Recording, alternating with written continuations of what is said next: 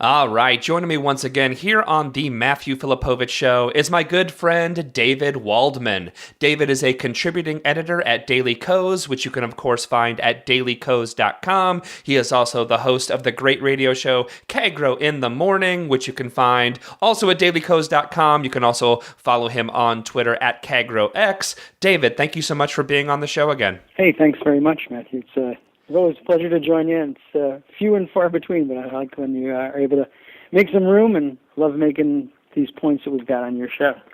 Oh, absolutely, man, and I love talking to you. I should get you on more because I always you're someone who really understands how the system actually works, how the actual rules and things how Congress actually functions. But also you're funny as hell, man. And so actually I'll just give a quick plug for your Twitter. If people aren't following him on Twitter, he's one of the funniest progressive tweeters out there. Which again, it's KagroX. You should be following him if you're not. He cracks me up consistently.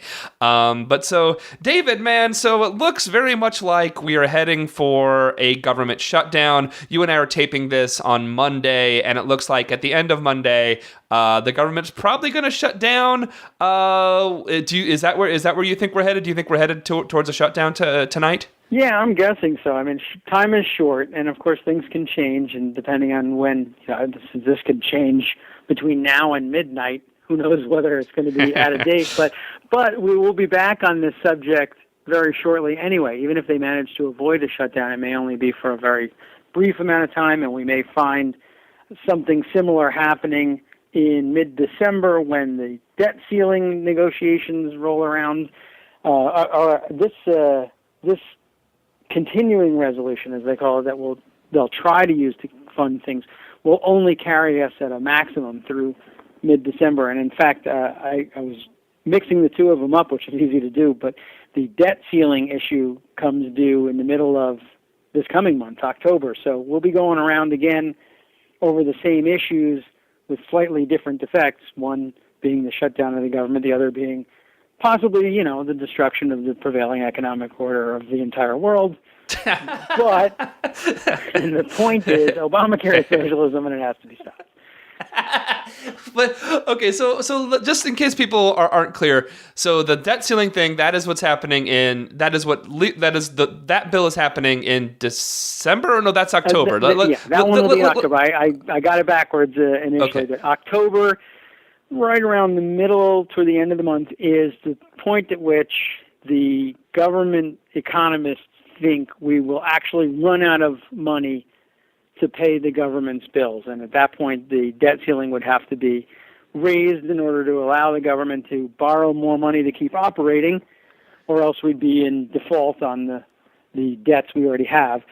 So what's going on this week? What is that actually over? This is a continue. What exactly are we trying to do this week? Which again would only extend it through December. Right. But what's actually happening now? What's happening now is the federal government operates on a fiscal year that's separate from the calendar year. You and I, of course, start our years on January 1st, unless, of course, you're doing it at Rosh Hashanah, which is also a possibility, or you're Chinese. We all around the world we have different calendars, but here in the United States, most of us think of the year as running from January 1st to December 31st. There's fiscal year, though, that the government operates on, begins on October 1st of each year and runs through September 30th of the next year. It gives you a chance to plan out your budget towards the end of the year without having everything fall in the middle of the holiday season, for instance.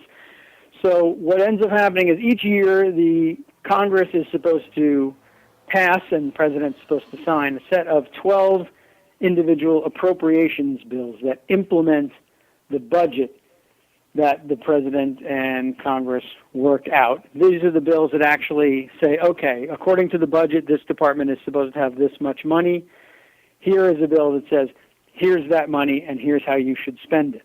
When Congress, for one reason or another, does not pass or the President does not approve of either individual of the 12 appropriations bills or all of them, as the case is now, then when September 30th rolls around and turns over into October 1st, any part of the government which hasn't had its bill passed has no more money to operate.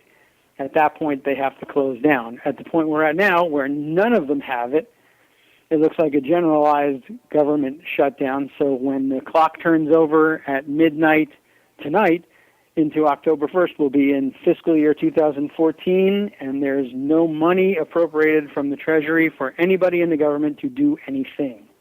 That's where we are. And again, so the whole thing that went on, with what the House Republicans are doing, what we famously, Ted Cruz with his fake-a-buster or whatever the thing people are calling it today, them wanting to recall, get concessions out of Obamacare, recall Obamacare, and this isn't even for a full years of funding. They're really trying to get all of this for a month and for 2.5 months of funding, essentially. Yeah, when you run into one of these situations and September 30th rolls over into the 1st, what the Congress usually does, absent this continuing controversy over what to do and whether or not to execute the law as written and upheld by the Supreme Court, minus all of that. Who cares? Although, really, do we really want to follow That's that? The small potatoes. Yeah. Right. What happens is the government, when they run into this situation and they have run out of time, they have a mechanism that'll help them deal with it, and that's the continuing resolution. That's what they call it. And what they usually do in days gone by, they used to say, all right, what we'll do is we'll pass a bill that simply says the entire government can continue to operate, and you can spend money at the rate you were spending it under the old appropriations bills from last fiscal year, but they'll put a time limit on it, and they'll say, we just need another couple of weeks to work things out, and they'll pass a continuing resolution that continues funding at current levels through the next month.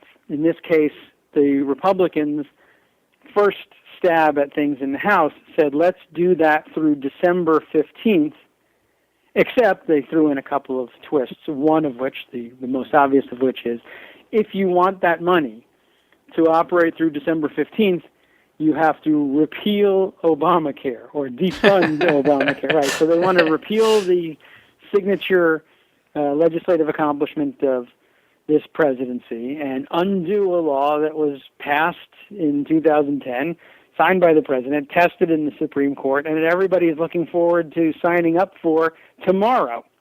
Mm-hmm. But they want to undo it now. So essentially they're just saying, if you want the money to continue operating the government, what you have to do is accept our terms and let this 44th attempt at repealing Obamacare by the way, be the charm, essentially. Yeah.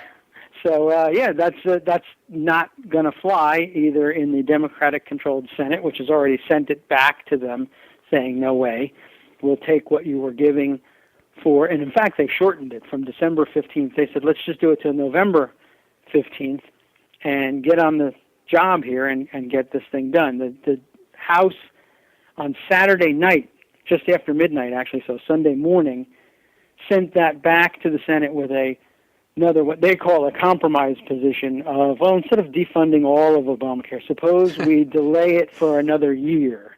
That's supposed to be the compromise. And the Senate can very easily send that back today, and they're expected to, and say, one vote, no.